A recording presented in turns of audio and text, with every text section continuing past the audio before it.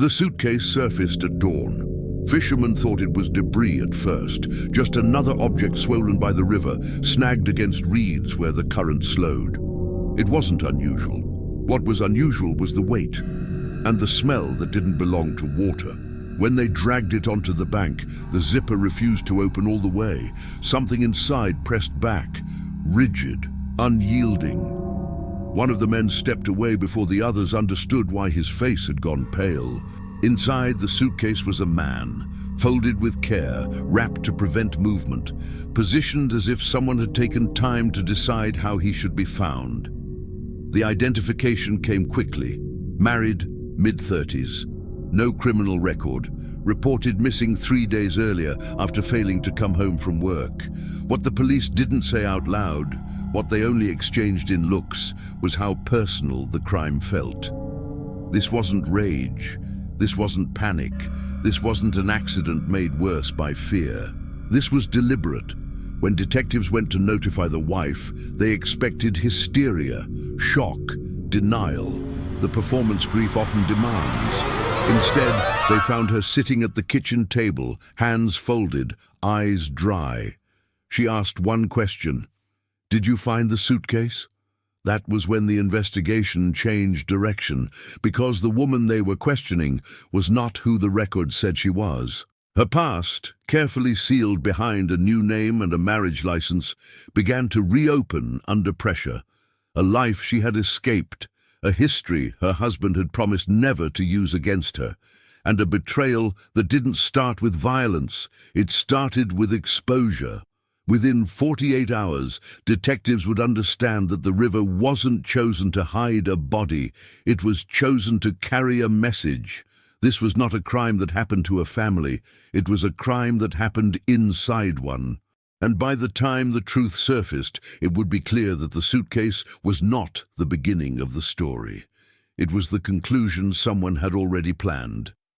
Police reports list the case as domestic homicide. That label is accurate, but insufficient, because what happened in this family did not begin with violence, shouting, or a sudden loss of control. It began with information, with something learned, stored, and then used at exactly the right moment. Before we go any further, subscribe to this channel. Crimes Within focuses on crimes that don't come from strangers or random encounters, but from inside families, where trust becomes leverage. And if you're listening right now, leave a comment telling us where you're watching from. These stories may start in one place, but they never stay contained there. The woman at the center of this case had rebuilt her life carefully. A new city, a new job, a new name that matched her marriage certificate. To neighbors, she was quiet, polite, unremarkable. To her husband, she was someone with a past he claimed not to care about. That past mattered more than anyone realized.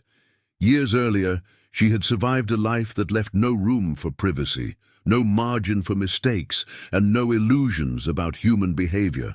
She had learned how secrets move through people, how they rot when exposed to the wrong air.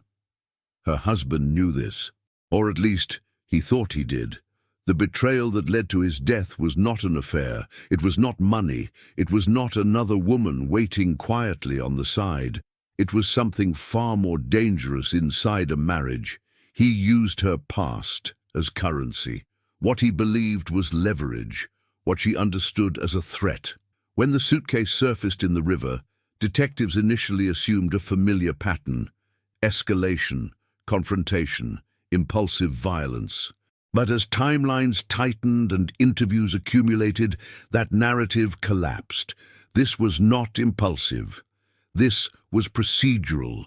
And every step, every decision had been made days before the man ever disappeared. The question was never who killed him.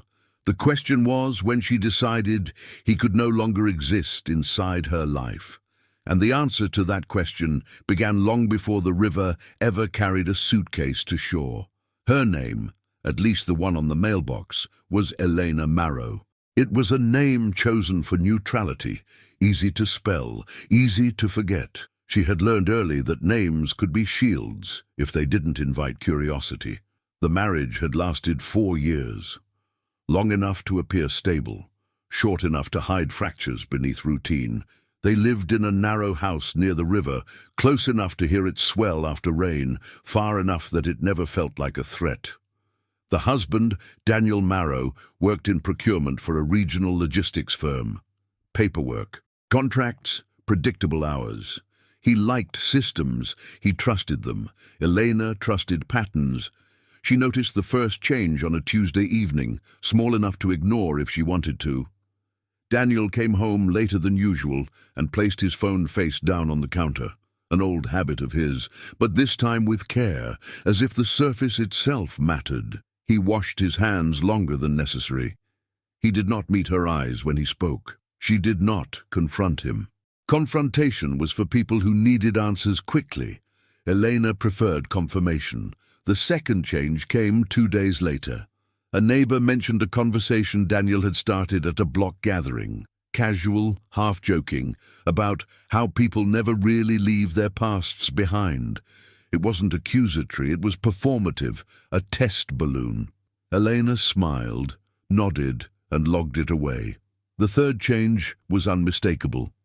An email arrived in Elena's inbox from an address she did not recognize. The subject line was her maiden name, one she hadn't used in years. The message contained no greeting, just a link to an old forum thread, archived but intact, with photographs she had paid to have removed once already. At the bottom of the email, one sentence: "We should talk about what this could cost us if it gets out." Daniel didn't know she had seen it yet. That was the mistake. Elena didn't panic. Panic compresses time. She needed time expanded. She spent the evening as usual. Dinner. Dishes. A show neither of them watched closely. She laughed where laughter was expected.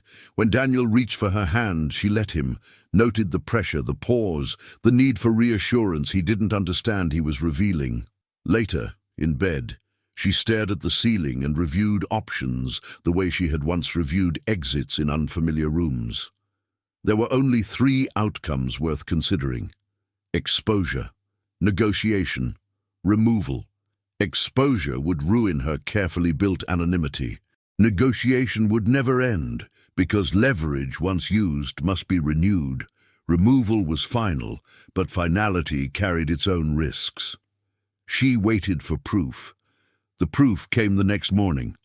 Daniel left for work early, then returned within the hour claiming he'd forgotten a document. Elena stood at the sink, back turned, listening. He didn't go to his office. He went to the spare room, the one she used for storage, and closed the door. When he emerged, he was holding a small box. Her box. It contained old documents she had kept not out of nostalgia but control, medical records, a notarized name change, receipts for services paid in cash, proof that her past existed, but also proof that she had ended it. Daniel placed the box on the table between them. "I found this," he said. Eleanor dried her hands slowly. "I figured you'd want to talk," he continued, "because some of this could get misunderstood." She sat down. "Who did you show it to?" she asked. Daniel hesitated. "Too long. No one yet," he said. "But people talk, and things come up, especially when contracts are involved." That was when Elena understood the full shape of the betrayal. He hadn't discovered her past accidentally. He had gone looking for it, not out of fear, not out of concern, out of opportunity. Daniel had learned that information didn't need to be true to be damaging. It only needed to be plausible. And he believed that because they were married, any damage would be shared, and therefore manageable. "You're asking me to pay," Elena said. "I'm asking us to protect what we have," Daniel replied. "Discretion costs money." Elena nodded once. "Okay," she said, "then we'll do this carefully." Daniel relaxed. He mistook her calm for surrender. That afternoon, Elena went to the bank and withdrew a modest amount of cash. Not enough to raise flags, enough to establish intent. She left receipts where Daniel would find them. That night she cooked his favorite meal. 2 days later, Daniel told his employer he was going fishing early Saturday morning. He packed a small bag, Elena watched him choose clothes suitable for water and cold. She noticed he packed a suitcase. That was when Eleanor made her decision, not because he was leaving, but because he had already planned where the story would end. She spent Friday night preparing, not the house, not the evidence, but herself. She reviewed steps, timelines, the weight a suitcase could hold before seams failed, the current speed near the bend where debris collected. By the time Daniel kissed her goodbye on Saturday morning, Elena had already concluded the marriage. What remained was logistics, and logistics she understood better than he ever would. Elena did not stop him when he left. She stood in the doorway, robe tied loosely, hair still damp from the shower, and watched Daniel carry the suitcase to the car. He placed it in the trunk with care, adjusting it so it wouldn't shift during the drive. That detail stayed with her.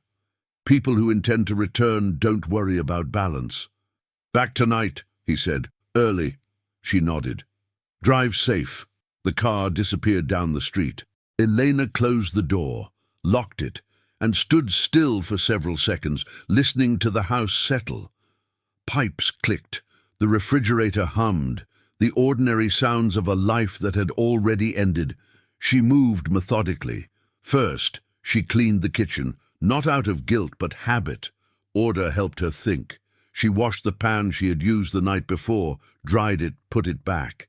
She wiped the table where the box had sat. She returned the box to the spare room, exactly where Daniel had found it, and locked the door. Then she dressed.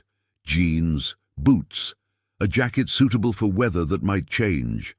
She placed gloves in her pocket and checked her phone. No messages. No missed calls. She waited an hour. At 8:14 a.m. she left the house and walked to the bus stop instead of driving. Cameras covered the intersection near their street. She knew that. She also knew the bus schedule. She boarded, paid in cash, sat near the middle. She got off 3 stops later and walked the remaining distance to the river on foot, choosing side streets where parked cars blocked sightlines. Daniel's car was already there. Parked crookedly near the dirt access road locals used for launching small boats. The trunk was closed, no sign of him. Elena waited behind a stand of trees and watched the water. The river was high from recent rain, moving faster than usual. Debris floated past, branches, leaves, pieces of things that had once been elsewhere. At 8:37 a.m., Daniel appeared. He was dragging the suitcase, not easily. He had underestimated the weight, not of the contents, but of his own intention. The suitcase snagged on rocks, scraped along dirt. He muttered under his breath, frustrated. Elena watched him struggle. This, she understood, was the moment where most people faltered, where conscience intruded, where plans unraveled. Daniel did not falter. He reached the water's edge and paused, catching his breath. He looked around, scanning for witnesses, for movement, for confirmation that he was alone. That was when Elena stepped forward. He turned at the sound of her boots on gravel, surprise flashing across his face, quickly replaced by calculation. "Elena," he said. "You scared me." She didn't answer. "You weren't supposed to be here," he added, too quickly. She stopped several feet away. "You brought the suitcase," she said. Daniel followed her gaze. His jaw tightened. "I was going to show you something," he said. "I thought if you saw how serious this could get." "You packed it last night," Elena replied. "You told your employer you'd be gone all morning. You chose this place because things float out here." Daniel's silence confirmed everything. "I wasn't going to hurt you," he said finally. "I was going to protect us. This," he gestured vaguely, "this was leverage. Just in case." Elena nodded. "You were going to expose me. I was going to make sure you stayed reasonable." That word, reasonable, landed exactly where he intended it to. Elena stepped closer. "You don't understand something," she said calmly. "I didn't leave my old life because it was dangerous. I left it because it was loud." Daniel scoffed. "You think you're the only one with a past?" "No," Elena replied. "But I am the only one here who understands consequences." She reached into her pocket and put on the gloves. Daniel noticed. His eyes flicked from her hands to the suitcase. "Elena," he said slowly, "we can still talk about this." She shook her head. "You already did." She moved quickly then, not impulsively, but decisively. She had chosen her moment carefully, waiting until Daniel was positioned between her and the water, off balance from the drag. When she struck him, it was not with rage, it was with precision. The impact knocked him sideways. He stumbled, tried to recover, slipped on wet stones. He hit the ground hard, the sound dull, final. Elena stood over him, breathing steady. She checked his pulse, waited. When there was nothing to wait for, she acted. What followed was not frantic, it was controlled. She repositioned the suitcase, adjusted angles, calculated weight distribution the way Daniel never had. By the time she pushed the suitcase into the current, it caught immediately, turning once before drifting away, carried toward the bend where debris collected. Elena removed the gloves and dropped them into the water after it. She walked back, the way she had come, not looking back. At the bus stop, she checked her phone. A message from Daniel, sent earlier, scheduled to deliver hours later. Running late. Signals bad. Love you. She deleted it. By the time the suitcase surfaced days later, Elena had already rehearsed her role. She did not need to invent grief. She only needed to withhold truth. And when the detectives came to her door, she was ready. Because inside a family, the most dangerous crimes are not acts of violence. They are acts of leverage. Elena did not stop him when he left. She stood in the doorway, robe tied loosely, hair still damp from the shower, and watched Daniel carry the suitcase to the car. He placed it in the trunk with care, adjusting it so it wouldn't shift during the drive. That detail stayed with her. People who intend to return don't worry about balance. "Back tonight," he said. "Early." She nodded. "Drive safe." The car disappeared down the street. Eleanor closed the door, locked it, and stood still for several seconds, listening to the house settle. Pipes clicked. The refrigerator hummed. The ordinary sounds of a life that had already ended. She moved methodically. First, she cleaned the kitchen, not out of guilt but habit. Order helped her think. She washed the pan she had used the night before, dried it, put it back. She wiped the table where the box had sat. She returned the box to the spare room, exactly where Daniel had found it, and locked the door. Then she dressed. Jeans, boots, a jacket suitable for weather that might change. She placed gloves in her pocket and checked her phone. No messages, no missed calls. She waited an hour. At 8:14 a.m., she left the house and walked to the bus stop instead of driving. Cameras covered the intersection near their street. She knew that. She also knew the bus schedule. She boarded, paid in cash, sat near the middle. She got off 3 stops later and walked the remaining distance to the river on foot, choosing side streets where parked cars blocked sight lines. Daniel's car was already there. Parked crookedly near the dirt access road, locals used for launching small boats. The trunk was closed. No sign of him. Eleanor waited behind a stand of trees and watched the water. The river was high from recent rain, moving faster than usual. Debris floated past, branches, leaves, pieces of things that had once been elsewhere. At 8:37 a.m., Daniel appeared. He was dragging the suitcase, not easily. He had underestimated the weight, not of the contents but of his own intention. The suitcase snagged on rocks, scraped along dirt. He muttered under his breath, frustrated. Elena watched him struggle. This, she understood, was the moment where most people faltered, where conscience intruded, where plans unraveled. Daniel did not falter. He reached the water's edge and paused, catching his breath. He looked around, scanning for witnesses, for movement, for confirmation that he was alone. That was when Eleanor stepped forward. He turned at the sound of her boots on gravel, surprise flashing across his face, quickly replaced by calculation. "Eleanor," he said, "you scared me." She didn't answer. "You weren't supposed to be here," he added too quickly. She stopped several feet away. "You brought the suitcase," she said. Daniel followed her gaze. His jaw tightened. "I was going to show you something," he said. I thought if you saw how serious this could get. You packed it last night, Elena replied. You told your employer you'd be gone all morning. You chose this place because things float out here. Daniel's silence confirmed everything. I wasn't going to hurt you, he said finally. I was going to protect us. This, he gestured vaguely, this was leverage just in case. Elena nodded. You were going to expose me. I was going to make sure you stayed reasonable. That word, reasonable, landed exactly where he intended it to. Elena stepped closer. You don't understand something, she said calmly. I didn't leave my old life because it was dangerous. I left it because it was loud. Daniel scoffed. You think you're the only one with a past? No, Elena replied, but I am the only one here who understands consequences. She reached into her pocket and put on the gloves. Daniel noticed. His eyes flicked from her hands to the suitcase. Elena, he said slowly, we can still talk about this. She shook her head. You already did. She moved quickly then, not impulsively, but decisively. She had chosen her moment carefully, waiting until Daniel was positioned between her and the water, off balance from the drag. When she struck him, it was not with rage. It was with precision. The impact knocked him sideways. He stumbled, tried to recover, slipped on wet stones. He hit the ground hard, the sound dull, final. Elena stood over him, breathing steady. She checked his pulse. Waited.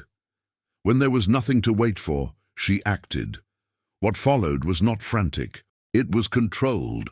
She repositioned the suitcase, adjusted angles, calculated weight distribution the way Daniel never had. By the time she pushed the suitcase into the current, it caught immediately, turning once before drifting away, carried toward the bend where debris collected. Elena removed the gloves and dropped them into the water after it. She walked back the way she had come, not looking back. At the bus stop, she checked her phone. A message from Daniel, sent earlier, scheduled to deliver hours later. Running late, signals bad, love you. She deleted it. By the time the suitcase surfaced, days later, Elena had already rehearsed her role. She did not need to invent grief, she only needed to withhold truth, and when the detectives came to her door, she was ready. Because inside a family, the most dangerous crimes are not acts of violence. They are acts of leverage. After the detectives stopped coming, Elena's life entered a different phase. Not relief, not safety, but suspension. Neighbors behaved the same, yet not quite. Conversations shortened. Invitations faded. People didn't accuse her. They recalculated her. She became a variable they couldn't place inside familiar moral frameworks. That isolation did not frighten her. It clarified things. Daniel's absence changed the house in subtle ways. His shoes no longer blocked the entryway. The bathroom mirror stayed clean. The spare room, once a storage space for documents that represented who she used to be, felt inert, stripped of power. Elena waited for consequences. They didn't come. What came instead were documents. Daniel's employer filed an internal report. His financial institution flagged inconsistencies. Accounts Elena hadn't known existed surfaced, small transfers, recurring payments to obscure services. He had been building contingency funds. For leverage, for exit, for control. Elena read the disclosures slowly, recognizing the pattern. Daniel hadn't been planning a crime of passion. He had been planning options. Multiple outcomes where he emerged insulated, protected by information he believed only he possessed. The suitcase, she realized, hadn't been intended for her. It had been intended for negotiation, a threat dressed as logistics. That understanding settled something inside her. It didn't absolve her. It didn't condemn her. It contextualized. Weeks later, Elena received a letter from the district attorney's office. The language was sterile. Insufficient evidence to proceed. Case remains open, pending new information. She folded the letter and placed it in the spare room, beside the box Daniel had once weaponized. Then she did something unexpected. She opened it. For the first time since leaving her old life, Elena reviewed everything she had kept, not with fear, not with shame, but with assessment. She separated what could harm her from what could protect her. She scanned documents, encrypted files, destroyed originals. Control reclaimed does not look dramatic. It looks methodical. By autumn, Elena sold the house, not because she needed to flee, but because staying suggested attachment. She moved to a smaller city, closer to nothing specific. She found work that didn't ask questions. She paid in cash when possible. She left no forwarding address. Daniel's name faded from conversation, from memory, from relevance, but the case didn't disappear entirely.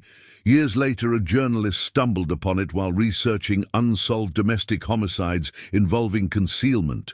The suitcase caught her attention not as a mystery but as a symbol. She requested access to the file. She didn't get it. Instead, she received a polite refusal and an anonymous message advising her to look elsewhere. The journalist moved on. That was the final confirmation Elena needed. The system had chosen equilibrium over resolution. Inside, crimes often force institutions into uncomfortable choices. Prosecution requires certainty. Certainty requires clarity. And clarity in this case would have required acknowledging that Daniel had initiated a form of violence that didn't leave marks. Exposure as threat, control as intimacy, marriage as leverage. Those are difficult narratives. So the case remained unfinished. Elena lived another version of her life. Quiet, unremarkable, untraceable.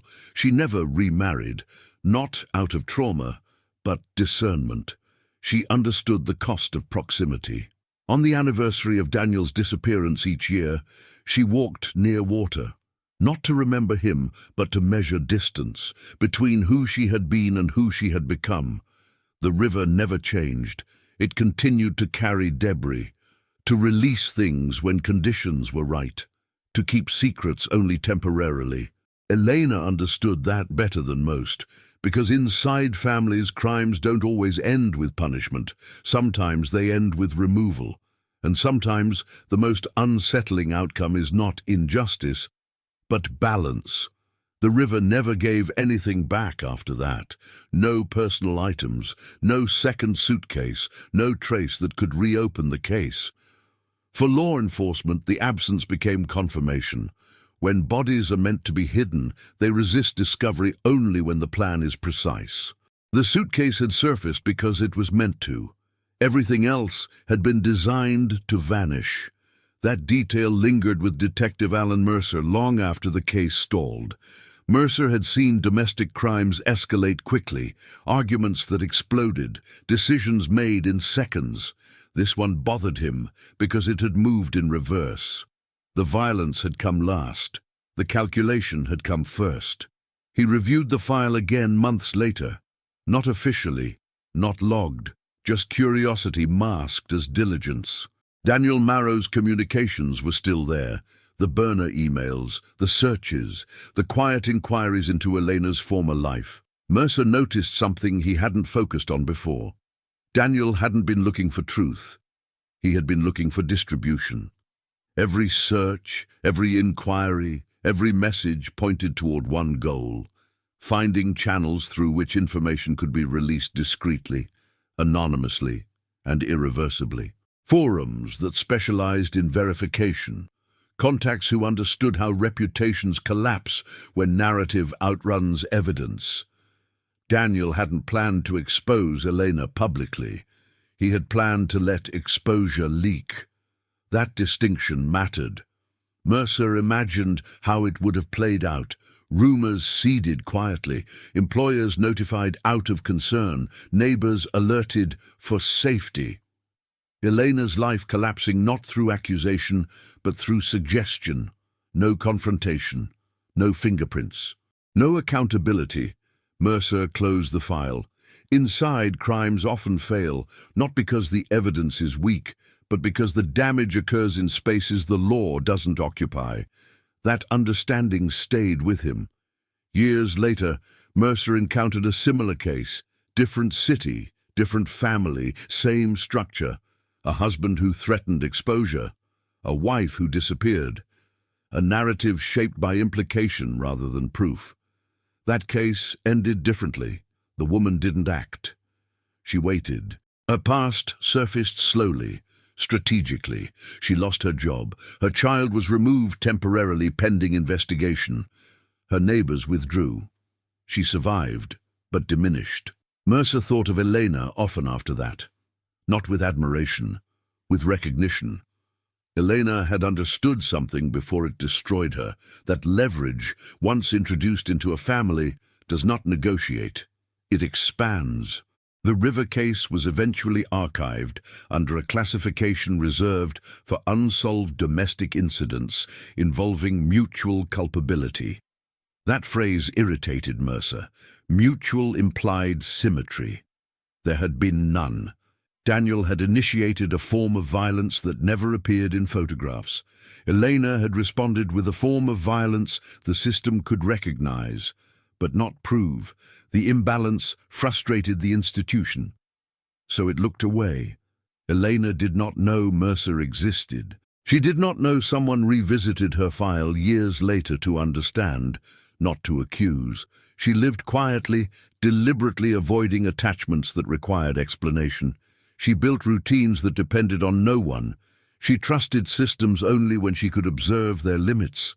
Sometimes, when she passed couples arguing in public, she noticed the small things, the pauses, the recalibrations, the moments where one person adjusted their tone, not out of compromise, but calculation. Those moments always preceded damage. She never intervened. That was not her role. The past did not haunt her in dreams. It visited her in clarity. She slept well. She ate well. She worked steadily. Guilt did not arrive because guilt requires doubt. Eleanor had none. Years after Daniel's death, his name surfaced once more. A civil suit, filed by a former business associate, revealed irregularities that predated his marriage. Fraud, blackmail, information hoarding used to extract compliance. Daniel had done to others what he had attempted to do to Elena, just less intimately. The suit settled quietly. The River case was not reopened. Mercer read the notice and exhaled slowly. Daniel had not been an anomaly. He had been consistent. That consistency reframed everything. Inside crimes rarely erupt from nowhere. They accumulate silently, reinforced by belief systems that reward control and punish vulnerability. Daniel believed information made him powerful. Elena knew information made him predictable. The suitcase had been a miscalculation, not in execution, but in assumption. He had assumed fear would immobilize her. Instead, it had clarified her choices. And that, Mercer understood too late, was the most dangerous thing one could do inside a family. Force someone to see clearly. Time did what the investigation could not. It blurred edges. By the time Elena turned 40, Daniel's name had lost its weight. It appeared rarely, and when it did, it belonged to someone else's context, legal footnotes, archived articles, training anecdotes stripped of personal detail. For Elena, memory no longer arrived as images. It arrived as systems. As cause and effect sequences she recognized instinctively in other people's lives. She worked now as an operations coordinator for a regional non-profit, logistics, scheduling, quiet problem-solving. The role suited her. It required anticipation rather than authority, adjustment rather than command. She was good at it. Colleagues trusted her judgment without knowing why.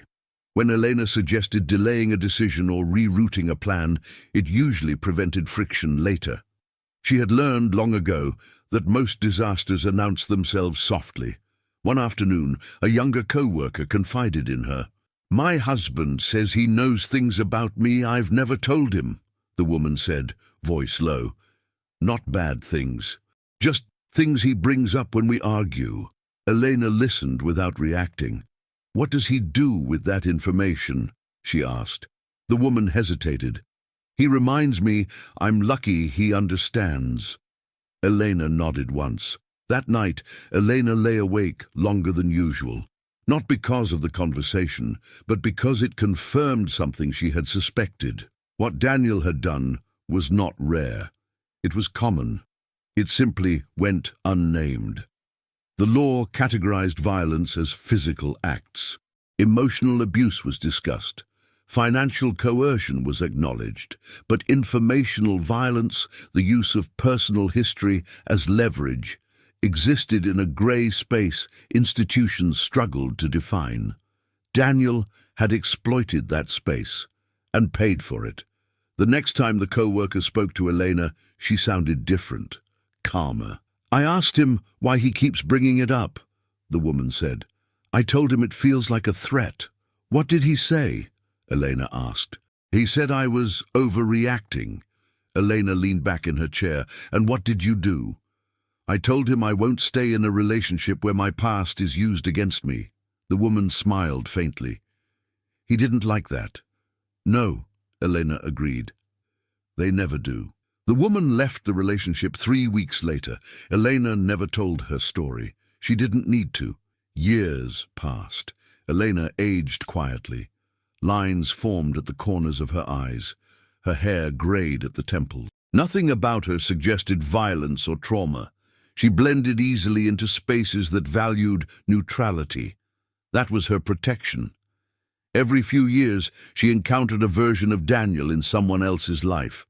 A partner who tracked messages, a spouse who hinted at consequences without stating them, a family member who used shared history as currency. Each time, Elena recognized the pattern, and each time she chose distance. She never warned, never confronted, never intervened directly. She understood the danger of forcing clarity before someone was ready to accept it.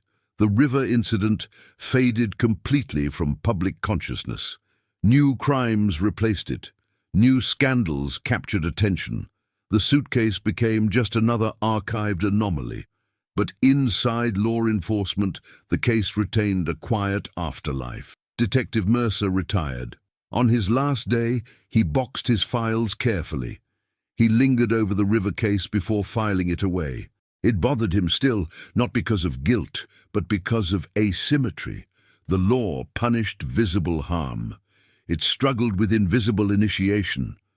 Elena had responded to violence the law did not recognize with violence the law could not prove. That imbalance unsettled him. Before leaving his office, Mercer wrote a note to himself and taped it inside his desk drawer. Leverage is violence in slow motion. He left it there for whoever came next. Elena never knew. She didn't need the validation. Her life had narrowed into something precise. She lived deliberately. She trusted few. She required no one. And she understood something most people didn't realize until too late. Inside families, crimes don't always look like crimes. Sometimes they look like conversations, and by the time they are recognized as dangerous, someone has already decided how they will end. Elena's life continued without disruption, but not without awareness. She noticed how people spoke when they believed they were safe, how partners reframed control as concern, how families disguised surveillance as loyalty. Those patterns revealed themselves everywhere once you knew where to look. What Elena had learned was not how to survive violence, it was how violence learns to hide. On a winter morning years later, Elena received a call from an unfamiliar number. She let it ring twice before answering. "Ms. Marrow," a man said, "this is Detective Ross. I'm calling regarding a follow-up on an old case." Elena closed her eyes briefly. "Yes," she said. "Which one?" There was a pause. "The Marrow investigation." Elena sat down. Ross explained carefully. A body had surfaced downstream from where Daniel's suitcase had been found, years earlier. Not Daniel. Someone else. The connection was tenuous, circumstantial, but protocol required revisiting similar cases. "We don't believe you're involved," Ross said. "But we need to ask a few clarifying questions." Elena agreed. The interview was brief, clinical, detached. Ross asked about timelines, routines, whether Daniel had known anyone who might have followed him to the river. "No," Elena said. That was true. When Ross asked whether she believed Daniel was capable of harming someone else, Elena paused longer than she needed to. "Yes," she said finally, "if he thought it benefited him." Ross exhaled slowly. "That aligns with what we're seeing." After the call ended, Elena remained seated for a long time. Not shaken, not afraid, reflective. Daniel's influence, she realized, had extended further than she'd known. His behavior had not been confined to their marriage. It had been a template he applied wherever leverage could be extracted. That realization did not absolve her. It contextualized her decision. The investigation went nowhere. The new body was unrelated. The call became another closed loop, but the echo lingered. Elena began volunteering quietly with a legal aid organization, not in a public-facing role, not as an advocate. She helped with case logistics, documentation, process mapping. She ensured people met deadlines, understood systems, avoided procedural traps. She never gave advice. She enabled access. That was safer. One evening, a case file crossed her desk involving a woman whose partner had threatened to release private medical information during a custody dispute. Elena flagged it for review, noting irregular escalation risk. The attorney handling the case took her recommendations seriously. The outcome shifted: small interventions, minimal visibility, maximum impact. Elena recognized the pattern. She had become what Daniel feared without understanding. Not powerful, effective.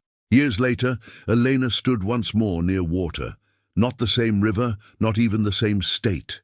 She watched the current carry leaves downstream, separating, regrouping, disappearing.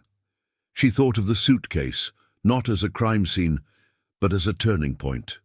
The moment when leverage failed, because the person it was meant to control understood its mechanics. Elena had not won. She had exited. That distinction mattered. Inside crimes do not require monsters. They require belief that someone else's past can be weaponized without consequence. Daniel had believed that. Elena had disproven it. The system, unable to process the imbalance, had settled into silence. And silence, in this case, was not mercy. It was acknowledgement. By the time Elena reached her mid-40s, the case had fully detached from her identity. It existed independently now, circulating in fragments, stripped of names and faces. In training rooms, in academic discussions about coercive control, in legal gray zones where prosecutors debated what constituted provocation without bruises, Elena remained invisible to it. That invisibility was intentional. She had learned that visibility invites interpretation, and interpretation invites distortion. The system did not need her testimony to extract meaning from what had happened. In fact, her absence made the lesson cleaner. A crime without a narrator is harder to domesticate. The legal aid organization expanded its operations. Elena moved into a senior coordination role, still behind the scenes, still nameless in public reports. She designed workflows that reduced dependency on individuals.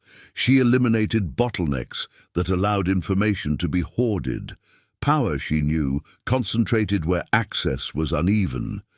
She made access boring. One afternoon, while reviewing archived intake forms, Elena came across a case marked withdrawn.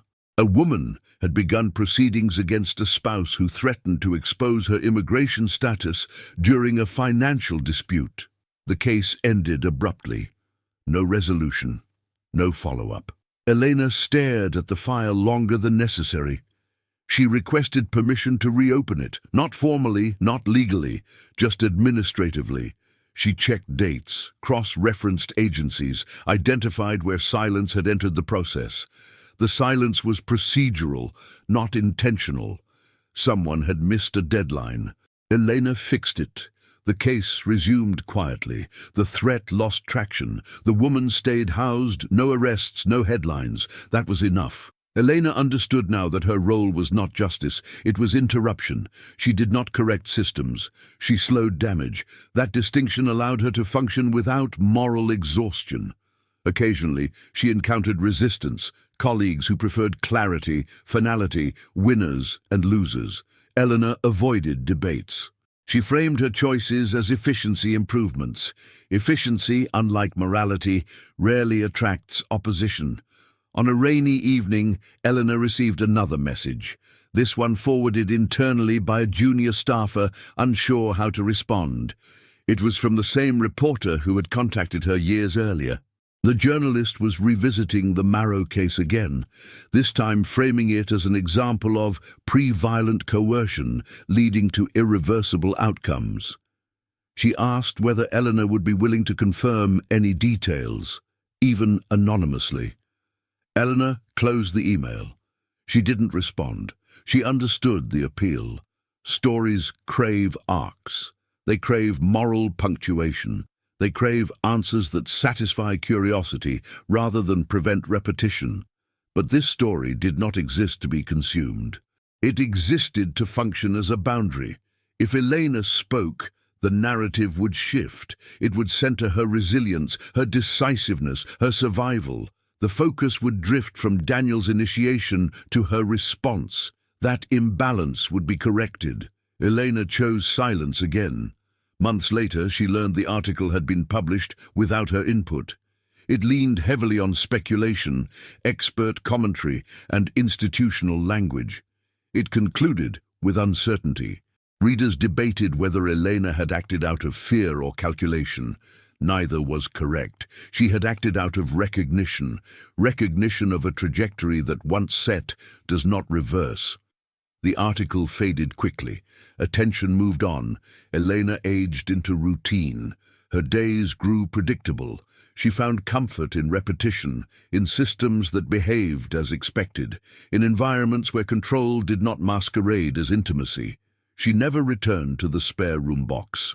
Its contents had been digitized, encrypted, then destroyed. There was no longer a physical artifact of who she had been. That, too, was intentional. One night, while organizing old files, Elena found a note she didn't remember writing. It was a single sentence, typed, unsigned. Leverage doesn't need to be used to be violent. She smiled faintly. She had internalized that lesson completely. And that was the quiet truth of the case. The crime did not end when Daniel entered the suitcase. It ended when leverage lost its power. Everything after that was residue. Elena never told her story because she understood something most people don't realize until it's too late. Once a story is told, it stops belonging to the person who lived it. It becomes material, it becomes argument, it becomes entertainment, and what happened inside her marriage was never meant to be processed that way. In her later years, Elena simplified her life even further. She reduced possessions. She avoided long explanations. She cultivated a presence that invited no projections. People described her as calm, efficient, difficult to read. That was accurate. She had learned that the safest position inside any system is the one that does not demand interpretation. Occasionally, she wondered what would have happened if Daniel had chosen differently, if he had confronted her openly, if he had respected the boundary she had drawn years earlier when she disclosed her past on her own terms. But those thoughts never lingered. Because speculation assumes flexibility, Daniel had none. His belief that information could be weaponized indefinitely without consequence was rigid. And rigidity, Elena knew, always breaks under pressure. The only question is where the fracture appears. For him, it appeared at the river. For her, it never appeared at all. In the final years of her work, Elena trained others quietly. She didn't lecture, she didn't moralize. She showed them how systems fail when trust is converted into currency. She emphasized documentation, redundancy, shared access. She dismantled leverage wherever she found it. When she retired, there were no speeches, no acknowledgements, just a short email thanking her for operational consistency. She appreciated the phrasing. Consistency was the opposite of chaos. In retirement, Elena moved again. This time not to disappear, but to rest. A smaller town, a modest apartment near a library and a river that moved slower than the one she had known before. Sometimes she walked along the water in the evenings. She watched reflections break and reform. She noticed how objects floated only briefly before being carried out of sight. She felt no pull toward memory. What she felt was distance. Distance from fear. Distance from control. Distance from the version of herself that might have frozen if she hadn't recognized what was happening early enough. The case remained unsolved on paper, but inside the system, inside training rooms, inside revised protocols, inside conversations about coercive control, it left a faint imprint, not a warning, not a lesson, a pressure. A reminder that violence does not always announce itself with force. Sometimes it arrives disguised as a conversation that cannot be refused. Elena lived long enough to see language catch up to experience.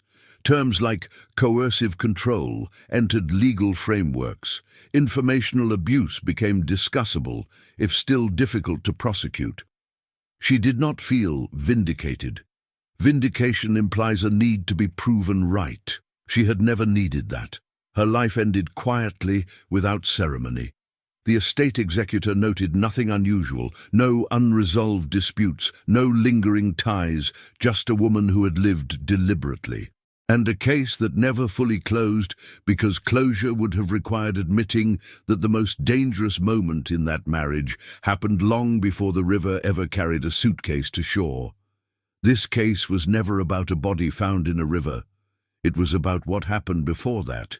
Inside a marriage, inside a promise, inside the private space where leverage was mistaken for love. Crimes within families rarely begin with violence. They begin with information used as threat, intimacy converted into control, and silence mistaken for safety. The suitcase marked the end of a story already decided. The real crime occurred earlier, when exposure was introduced as a negotiating tool, and one person realized there would be no exit that didn't cost everything. If this story stayed with you, subscribe to Crimes Within. These are not stories about strangers or random acts. They are about what happens when trust becomes currency, and the law arrives too late to recognize the first blow. And if you're listening right now, leave a comment telling us where you're watching from. These crimes don't belong to one place, but they always happen close to home. Some cases never close because closing them would require naming a kind of violence we're still learning how to see.